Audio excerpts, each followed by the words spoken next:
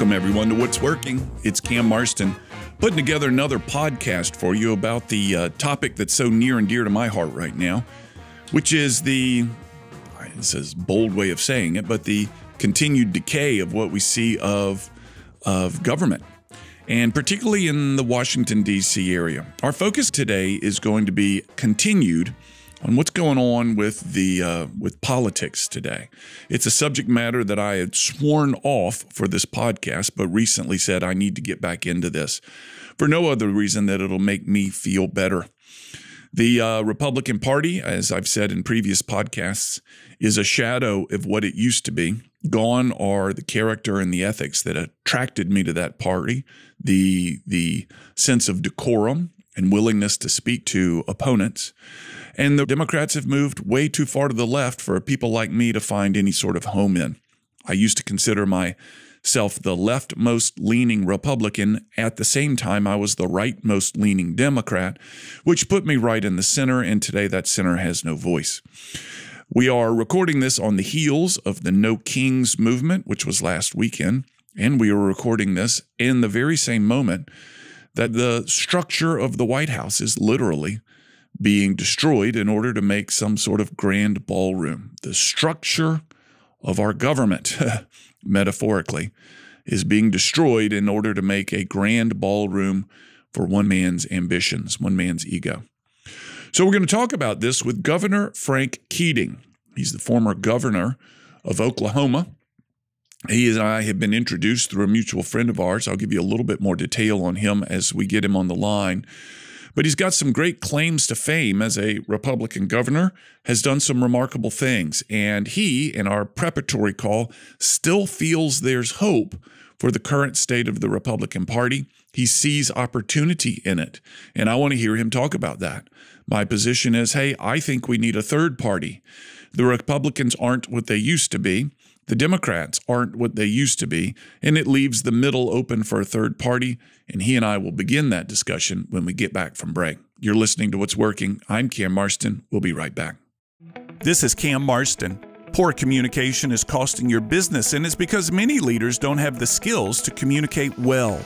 Productivity's sinking, and you're losing sales. Teams are frustrated. So I created the Generational Insights Communications Academy to train leaders to communicate effectively with anyone in any situation. Fix communication breakdowns, build the company you deserve. Enroll your leaders today at cammarston.com/GICA. We're back. You're listening to What's Working. I'm Cam Marston. Thank you, everyone, for joining us on this podcast. On the other side of a Zoom call I have with me is Governor Frank Keating. You've probably heard his name before, and I'm going to give you a little bit of his bio, and then we're going to get into a conversation about the way Governor Keating sees the world these days and how things may be changing. But first, a bit of his bio. Governor Keating was raised in Tulsa, Oklahoma, educated at Georgetown. I have a friend, Governor Keating, that says what is the expression for when one cheers for the Hoyas? Is there an expression? Well, Hoya Saxa. Hoya Saxa. I had lunch with him the other day. He's a Georgetown grad, and he told me to wish you, or however it said, Hoya Saxa to you. Okay. From one Georgetown guy to another. So Governor Keating graduated from Georgetown University, then on to University of Oklahoma College of Law. He served in many offices, beginning with Oklahoma House and Senate, then moved to federal roles as a U.S. Attorney, Associate Attorney General, and Deputy HUD Secretary under both Presidents Reagan and George H.W. Bush, and perhaps most germane to our conversation this morning, elected the governor of Oklahoma in 1995 as a Republican and reelected in 1998, the first to serve back-to-back terms as a Republican governor in Oklahoma. Governor Keating, thank you so much for your willingness to join me on this podcast, and welcome to What's Working. Well, thank you so much, Ken. I'm very curious of your evaluation of the world these days, and I'll begin with our conversation in anticipation of what we're doing now. You had a great deal of hope for the future of politics in our call, and it's a very stark difference in attitude from many of the people that I've talked to recently, both on this podcast and interpersonally. Tell me what your source of hope is when there's so many people out there that feel like there is none. Well, in my own case, Oklahoma basically searched out Republicans on Saturday night with their headlights. I mean, Oklahoma, a very small group of Republican elected officials. When I was elected to the state house, there were 25 of us out of 101, and that was our high watermark. Then I went over to the state Senate, and there were 7 of us out of 48.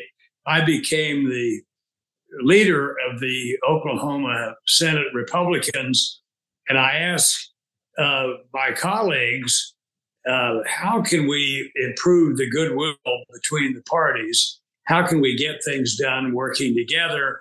And they smiled and basically said, well, if we can get invited to a meeting, maybe we can accomplish something. So the kind of partisanship we see today, where no one wants to talk to anybody, is not unusual. And when I became governor, for example, Cam, I suggested to the speaker and the pro tem, let's have breakfast every Monday morning when the legislature is in session. And the pro tem and the speaker, who are friends, said, oh, that sounds great, just the 3 of us. And I said, no, we'll have the Republican leader in the House, Republican leader in the Senate. The response was, why would we do that? They don't rate. And what's important is for leaders to say, maybe I can learn something from these people. That's what I said to the pro tem and the speaker. Well, I want those 2 guys that you don't think have anything to contribute at our breakfast meeting. I'm paying for it anyway. And maybe they will make a suggestion that we'll say, hey, that's not bad. Well, when I left office with an overwhelming Democrat House and Senate, we had passed through the legislature with very, very few Republicans, public school choice, charter schools. I was a father of charter schools.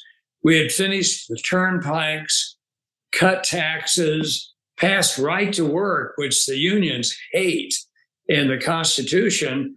And we were 45th in per capita income when I became governor. When I left, we were 37th. And that was through a Democrat House and Senate. And if I had just basically taken the view, well, you don't rate, and I can't be a dictator, so I don't know exactly how we're going to do this. But to me, what's important is a sense of humility and commitment to the society at large. Because if we don't fix our problems, the last person laughing will be the Texans. And that's what I used to say to the Democrats all the time.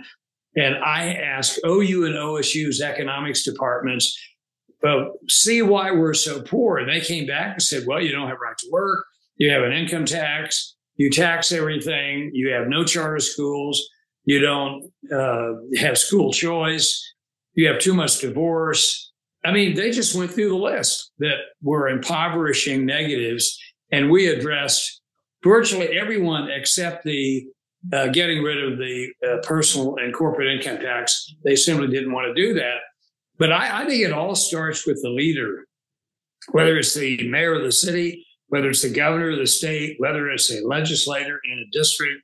If you want to work to make things happen, to bring friends across the aisle aboard with you to fix things, it will be done. It can be done. And we've lost that ability, and hopefully it's only temporary. Yeah. One of the questions I have in response to that, and in the state of Alabama where I live, people are running for office right now, trying to, and this is my term, they're trying to out-Trump each other. They have very little bearing at all on national politics. They're mayors, they're lieutenant governors, they're things of this nature, but trying to proclaim that they're more loyal or showing more fealty to the Oval Office in Washington, D.C. than their opponent. So it leads me to the question, is it really different this time? It seems to me that it might be. So when you have local candidates trying to out-Washington one another or like I said, out-Trump one another, is this a solvable problem? You may recall when you and I spoke that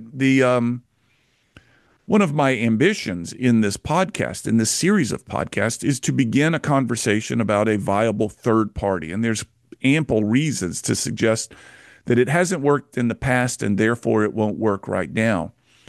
But I go back to, well, maybe it's different this time. We used to think that a local politician would reflect the community values. Well, in the state of Alabama, they're trying to out-Trump one another. So your reaction to that, is it different this time? Well, if we all try to out-Trump each other, and if we think that the only place that action should be had and resolution should occur is in the federal system and not at the state and local level, then we are in trouble, because we're a federal republic. The state of Oklahoma, the state of Alabama are sovereign states. We can do virtually everything we want to do to improve the place, or we can do everything we don't want to do to wreck the place. So, look what Mississippi's done in the very recent past. Nobody ever thought Mississippi had very much to commend itself to or for. No one thought the 50th state in the union and virtually everything was worth emulation. But as a result of the leadership in Mississippi, look at how they've dramatically improved their education outcomes. How do they do that? By finding solutions. And you find solutions if you don't talk to people. And in Oklahoma, for example, the Oklahoma School of Science and Math, when I became governor, founded by a group of Democrat legislators, one in particular from Tulsa who was just superb, was number one or number two in ACT scores in the United States. It was a school where you didn't have to jump through hoops. You could have retired college professors teach. You could have retired military people. It was an opportunity for people to get into the classroom without having to take a whole myriad of courses to learn how to teach. These people knew what to teach, and that's certainly a lot more important. That didn't happen by accident. The Republicans weren't strong enough to kill it. Later on, when the Republicans took over the legislature, they thought it was too elitist. Well, it's important to be elite. That's the way you catch up with your neighbors and pass them by. You respect the law, you respect their rights as individuals, but you don't get anything done unless you shake the foundations of the operational leadership of the state.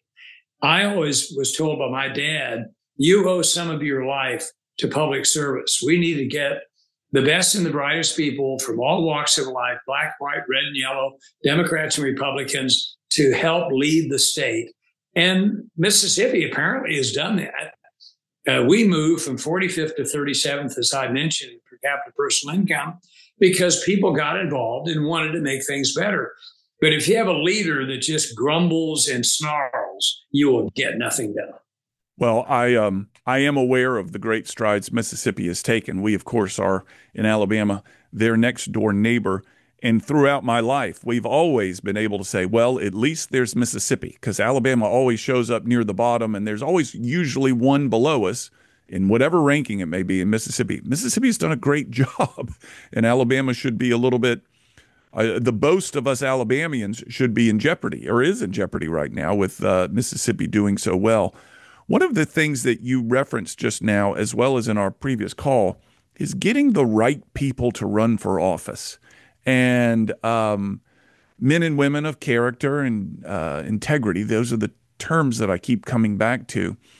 And you related to me that your father told you you have an obligation to serve your community, your state. You have an obligation to serve. You figure out how to do that. It seems to me that the men and women that you and I would want to serve today are perhaps rightfully terrified of doing so. What is the message that any one of us listening to this right now can have to go to somebody that we feel would be a great servant of the people? What is the message to that person that may make them want to do that? What has your experience been in making people want to volunteer for service? Well, because you and I both know that nature abhors a vacuum. And if good people don't fill that vacuum, bad people will. Yeah.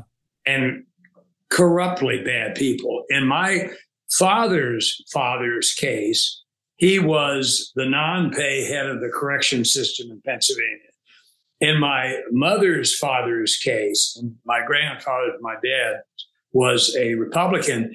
My grandfather, my mother's side of the family, was a Democrat. He served as treasurer, state treasurer of Illinois, and he was elected congressman at large by the entire state. And in those days, if you were entitled to a congressman, frequently you would elect somebody from the whole state who would be the interim congressman. Well, in Grandpa's case, he saw his job as a community bank owner to fix the problems during the Depression that could imperil the banking system. And he did that. And he worked with Republicans and Democrats because the agenda was what was important. That's the challenge. Find out from your principal universities, why don't we do better in academics? Why don't we do better in athletics? Why don't we do better in life? Well, that's not rocket science. You can plagiarize, as I love to use that term, from other states and look at what Tennessee has accomplished in really a few short years. Look what Mississippi's accomplished, certainly in academic rigor and excellence, in a few short years, and borrow those ideas, try to implement them. I used to have Democrat and Republican members of the legislature when I was, and again, the only governor that served in both houses in the history of Oklahoma. But I would say, well, look what Missouri's doing, or look what Alabama's doing, look what Mississippi's doing. And they would say, oh, not a bad idea. Let's look at that. But if you said, let's be the glass breaker and let's do something no one else has done, it would be very hard in a political system like ours to get that done. So study the success of other states. Where are we a shortcoming state? And nobody could say to me on the Democrat side, well, you just are listening to your right-wing friends in Washington. I say, no, these suggestions came from the University of Oklahoma and Oklahoma State University. And quite truthfully, Cam, nobody could say that they didn't know come here from Sycamore. Yeah, yeah. Do you have I think the idea of, to use your term, plagiarizing from other states is an absolutely perfect one. I've used this expression a lot lately, but let's not be the first pancake off the griddle. Let's let someone else kind of pave this way for us.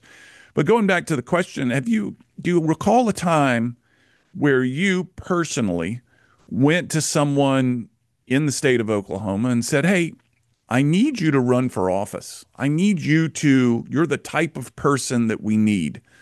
You're judicious, you're level-headed, you have the charisma needed to campaign, and and perhaps you didn't say it this way, it's what you owe the state and the community and the country. Did you ever approach anyone with that message or that request? And what did you learn in the process? Well, I did it numerous times because I did something that probably was suicidal. But the Democrats had an overwhelming majority, as I've indicated, in the House and the Senate. So if we could find a first-rate Republican candidate and the Democrat basically couldn't tread water, they were just there because they were Democrats, I would encourage that Republican to run. And the Democrats were furious because here I was trying to defeat their members. And by God, why should we work with you? Well, because you're not doing what needs to be done. You're treading water. And treading water is not a policy. We need Republicans and Democrats who are change agents. And that's what I did. And I understood I was going to go after them. Most of the time I didn't win, but I would go after them if they weren't willing to take risks. I mean, why should it be that the highest paid individual in some of our rural counties were superintendents of schools? Yeah. I mean, where is the private sector in those counties? How about how well does the counties compete with similarly situated counties in other states? And you just look at the success of some of our counties in Oklahoma and the failure rate of others. why are academics so poor in the urban areas when you would think academics would be poor in the rural areas because you couldn't find academically gifted teachers in those rural areas? Well, find out what state solved that problem and then bring it back to your own state. And that's what I was able to do. And the academic achievement dramatically improved, to be the father of charter schools and to be the father of public school choice. Democrats wouldn't do private school choice. We got that later. But that's how you make change happen. And I've never known of a state that has a superb charter school program. Like in Oklahoma, our charter schools are the best schools in the state. Yeah. Is that because they can experiment? They don't have to be rigidly overseen by bureaucrats from Oklahoma City. So, to bring in a group of Democrats with the Republicans, to have meals with them, to say, okay, how do we improve academics in this area, this area, and this area? And what do you think? In other words, bring in your adversaries and talk to them and ask them what they think needs to be done. And you can learn something. And I learned a lot. It sounds like one of the things that you did was engage your state universities to help you identify the problems and point to the solutions. And in so doing, the politicians that you were surrounded with couldn't argue with the data that this comes from one of our own. Is that about what happened? Yes, it's exactly what happened, Cam. And, for me as a conservative Republican, private school educated, college graduate on the East Coast, immediately I knew I had a problem. That the Democrat leadership would say, well, what does he know? Right. He really never went to school here.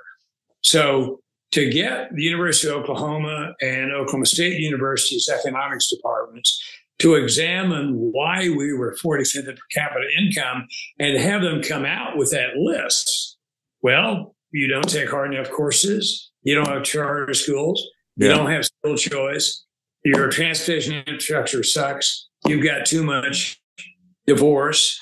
And I mean, all that stuff Democrats couldn't disagree with because our economics departments certainly knew how to add building blocks together to make a poor state richer.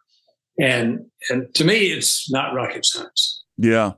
When you think about your time as governor, in fact, any of your time as an elected official, what mistakes did you make? What would you do differently?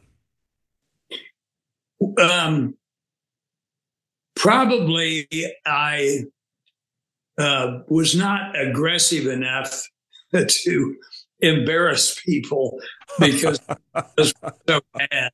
I mean, I used to say to my Democrat friends, I like you personally. I just don't like your bad ideas. Yeah. And all they're diplomatic. I mean, I remember I got in big trouble once when somebody asked me, well, the teacher unions hate you. They cannot stand you. What's the solution to the teacher union problem? And I, trying to be cute, said, well, homicide. And everybody went, what? No. You can't murder a movement. Right. You kill it as a movement. But I mean, sometimes when you're in an environment where a lot of people don't understand why you're making such a scene and why should we make the changes you want. For example, a lot of people just didn't see why we needed to do these things.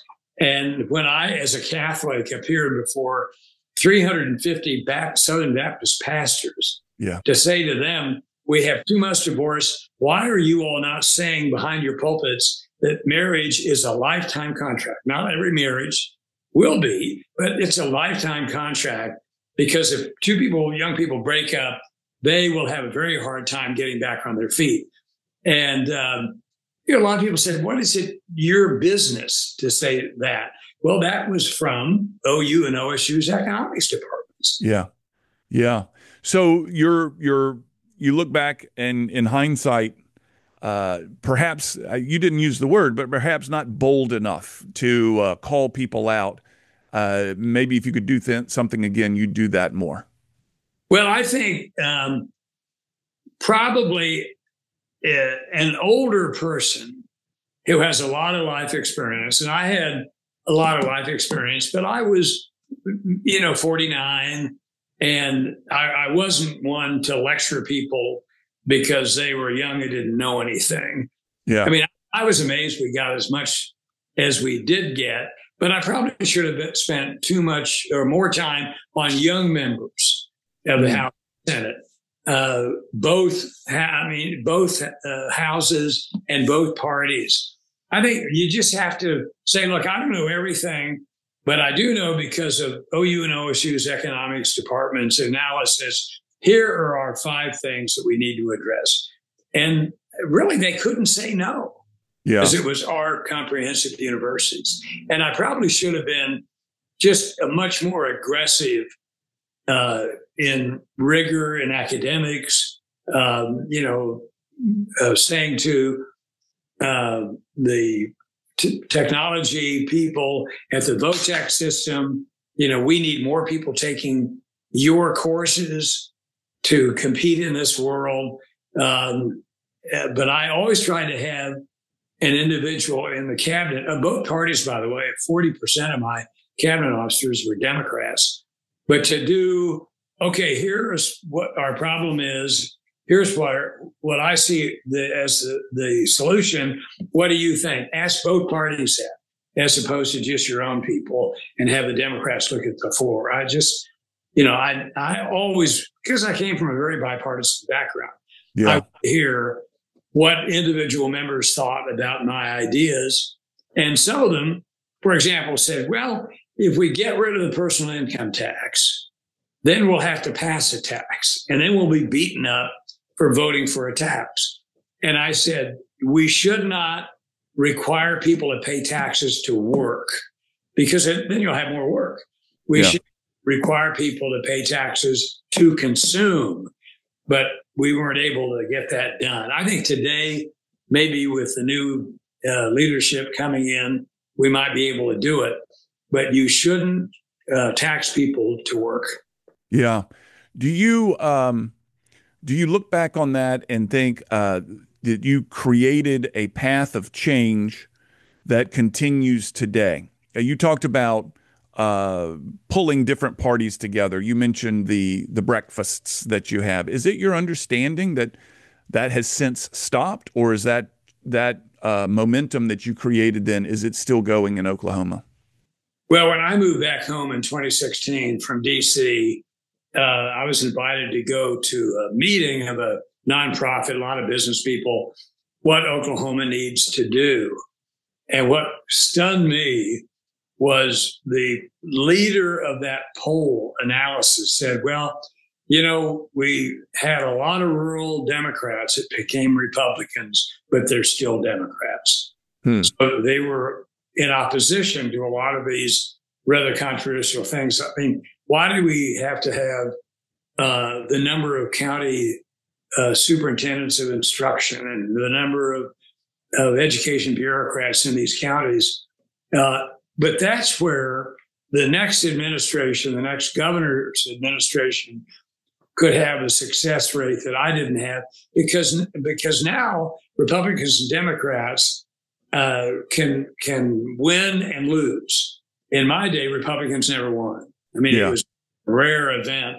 So Democrats thought, well, you have some ideas that are Heritage Foundation and Club for Growth ideas from the East Coast. But I think to sit down with both parties and say, let's have OU and OSU, Oklahoma University and Oklahoma State, look again at what we need to be doing differently so that we can catch up with Texas. And that's the thing to do, in my opinion. Yeah. Did you find in working with those universities that the professors there were eager to contribute? Was this curious to them to try to pull solutions together to present to you? Well, that's right. And we went out to other states that had solved a lot of problems in their academic advance to bring them in and ask them what they think. But they the university professors were really flattered that the political class would ask, what do you think? Right. What should we do? What should we not do? And I think they're ready to go through that process again because there are a lot of new faces and we have not accomplished anything. We have more kids graduate. About a third of the students at the University of Oklahoma come from Texas. We have most of those graduates. I used to be chairman of the Board of Regents of OU. We have most of those graduates staying in the state, which never was the case in the past. But what's wrong, our NAEP scores are at the bottom of the barrel.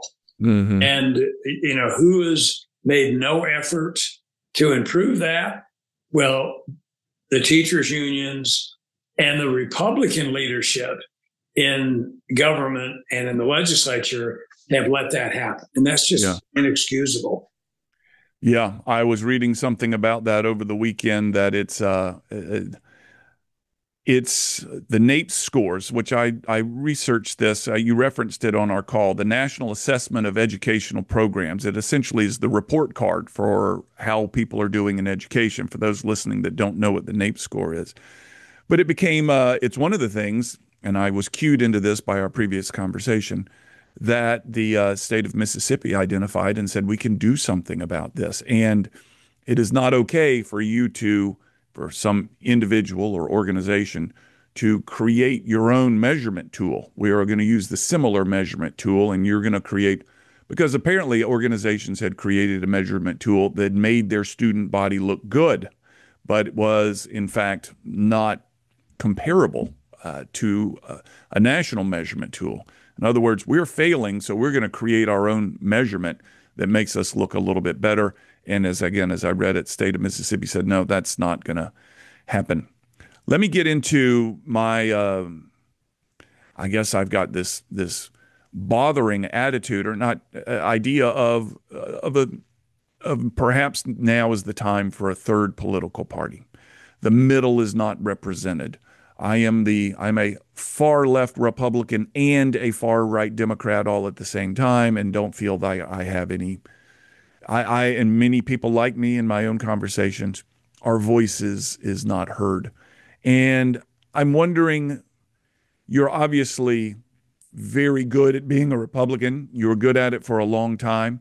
Your colleagues of both sides of the aisle in Oklahoma recognized that, and you were celebrated by being elected twice as governor. What about a third party? Is there any potential for that in our world today?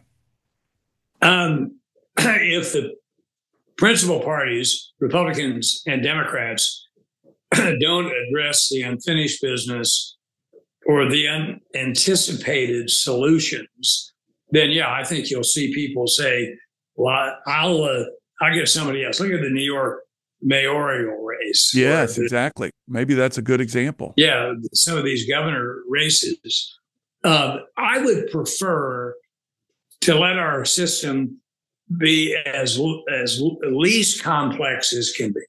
In other words, I think having the Democratic Party, the party of Jefferson, Republican Party, the party of Lincoln, one is more worker friendly traditionally.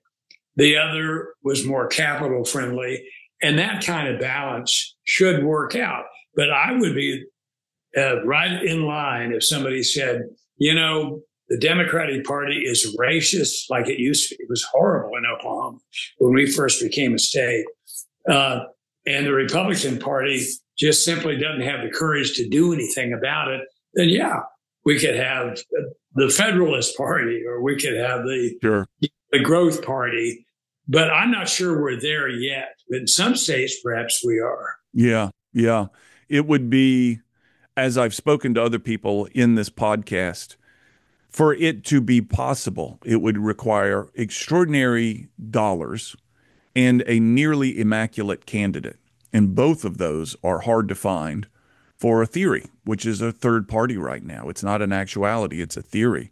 So to find that bottomless pit of money and that candidate with no blemish is really nearly impossible. What is your reaction to that? Does a third party need money and an immaculate candidate?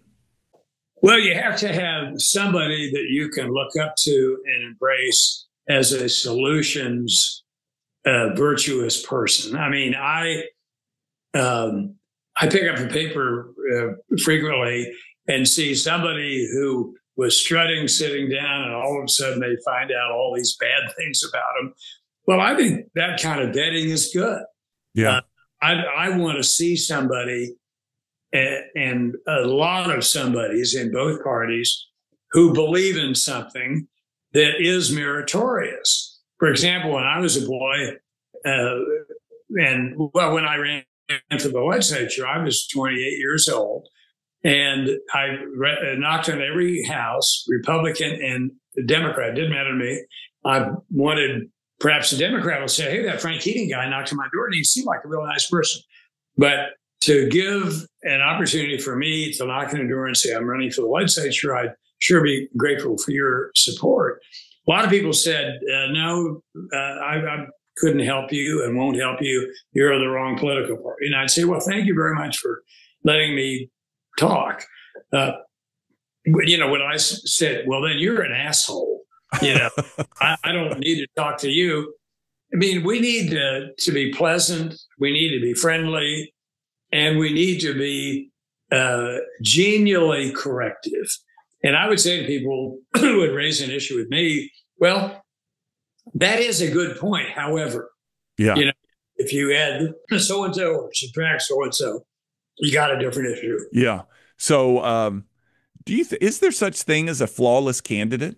Thinking of yourself at 28, when you first began, you were if you were a normal college student, you did things that you hope people never found out about. You did foolish things, as most children do. I've got 2 children in college right now. I'll have 2 more a year from now, and it's a time of experimentation and learning. And there's undoubtedly going to be skeletons in the closet. But is there such thing as would I want to elect a candidate who's never really done anything, never made a mistake, never gotten into trouble, has gone to church every Sunday of their life and never not, if they weren't there, they were on their deathbed? Do these people exist anymore? I think they do, but not everywhere. I think I had an individual who asked me whether he should run for public office. Yeah. I said, yeah, I think all of us, whether it's the school board, whether it's the legislature, whether it's a volunteer for a school board and a legislature, that's all good. And he said, well, I'm thinking about running. What's the negative? And I said, well, do you have anything in your closet that could be on the front page of the newspaper or on a podcast or on a radio broadcast that would be embarrassing? And he said, well, like what? Well, I mean, the naivety of this gentleman. Yeah. And I said, well, I mean, have you had a DUI? He said, no. Have you had a bankruptcy? No. Have you had a criminal conviction? And I'm not talking about traffic tickets, but a serious criminal problem. No.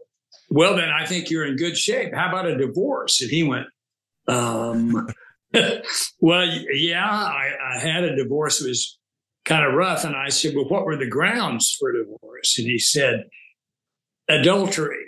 And I said, yeah, that'd be on the front page of the paper. That could be disqualifying.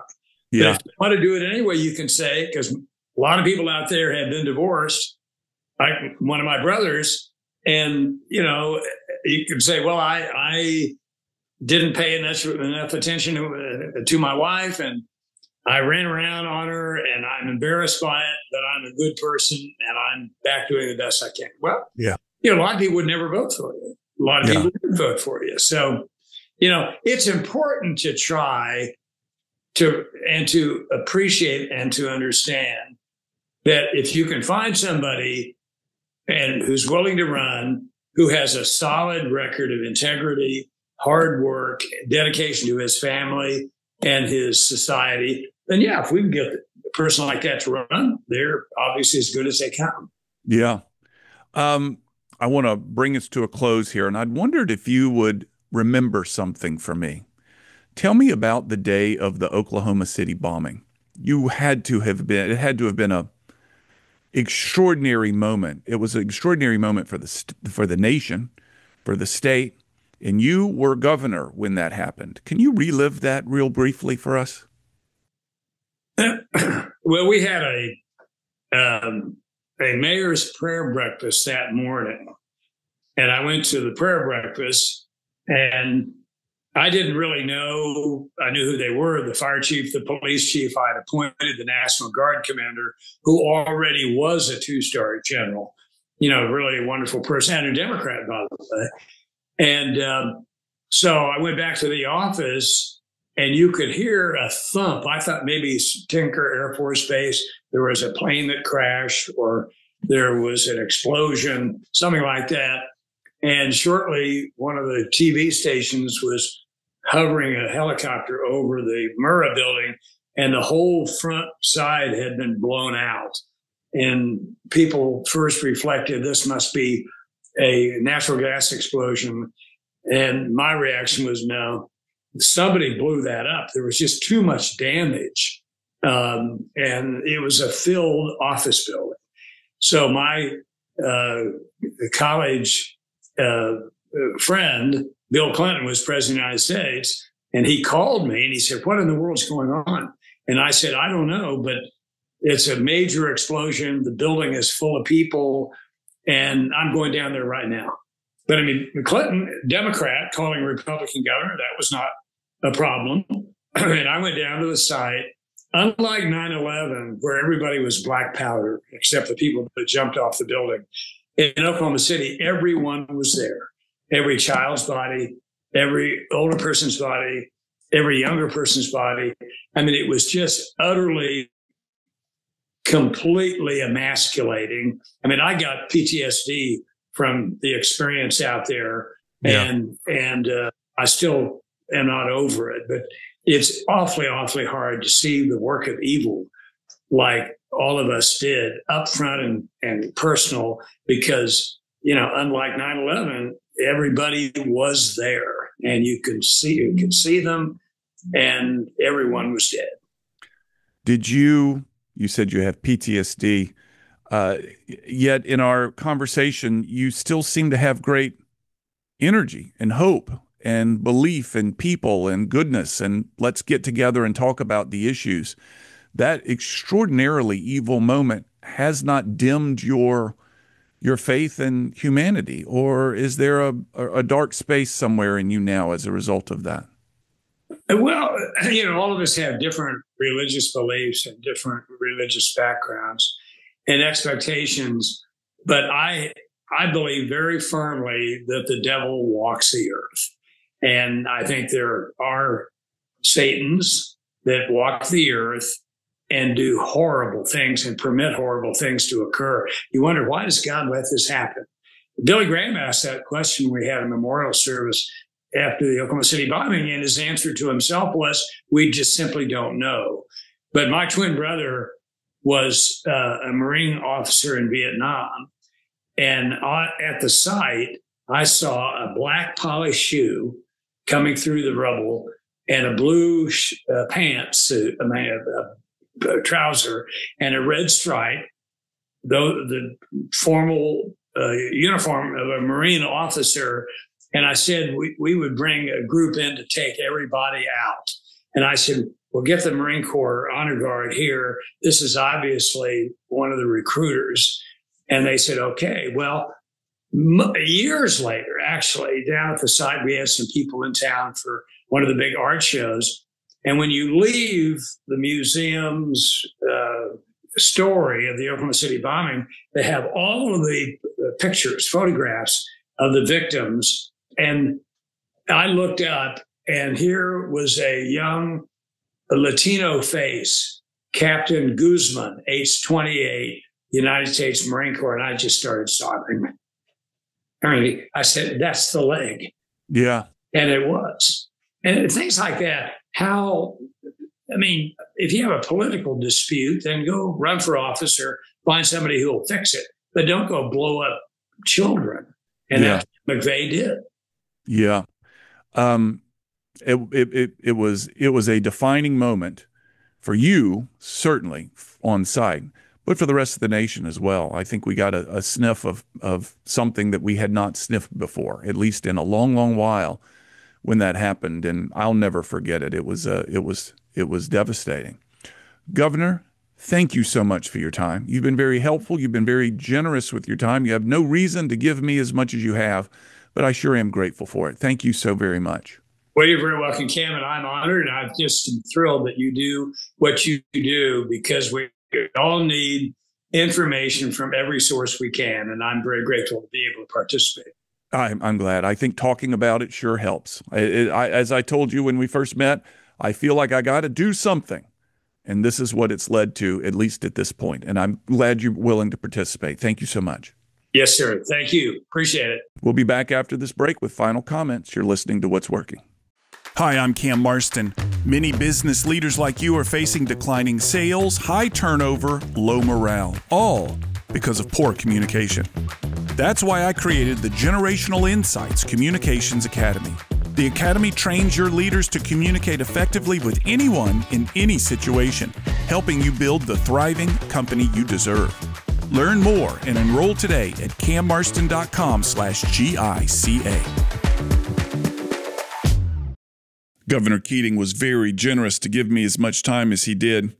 His success when he was the governor of Oklahoma, what were those years? I've got him here in front of me, 1995 and reelected again in 1998, sure seemed like a nostalgic time. And I can't help but wonder if that is a time gone by. I wanted to try to press him a little bit into, but it's different this time. Things are different this time. The Republican Party of 1995 and 1998 looks much different today, looks nothing similar to it. And I guess I give him credit for holding on to the way things were and thinking that those people are still out there. His focus, as you could obviously tell, was local and state. He had very little to say about national, but local and state is where his sweet spot is and where he wanted to continue to return to answer my questions, versus any sort of perspective on the politics in Washington, D.C. I don't know what it takes to get quality candidates to want to run anymore. It's a brutal process. Perhaps I'm being over the top in this, but I had dinner just as a happenstance last night, happened to have dinner with our mayor-elect. As we're recording this, he's the mayor-elect. Perhaps by the time it's released, he will be the mayor here in Mobile, Alabama. And I think he told me he knocked on 40,000 doors and won by, I think it was 1,300 votes. It's a brutal process, and finding someone willing to do that is really, really difficult. Anyway, as I said in the show, or early on, and again with Governor Keating, this element of what's working, this new deviation that it's taken into discussing the national landscape around politics, is not what this podcast was birthed for. It has changed into this out of a desire for me to feel like I need to do something. I need to do something. What is it that I can do? And it's led to these conversations. I got a couple of other conversations upcoming. These will be held in my office with people I think that are local to Mobile, Alabama, but can speak to their experience in Washington and have some perspective nationally. We'll pick those up here, and I think the first one is in a week or so, and let's hope that you enjoy it. You can learn something from it. Please do feel free to reach out. Cam, C-A-M, at cammarston.com is the best way to get me. Curious of your thoughts, and if you have people out there you feel I should interview, I'd love to know who they are. You're listening to What's Working. I'm Cam Marston. Another show here in maybe a week.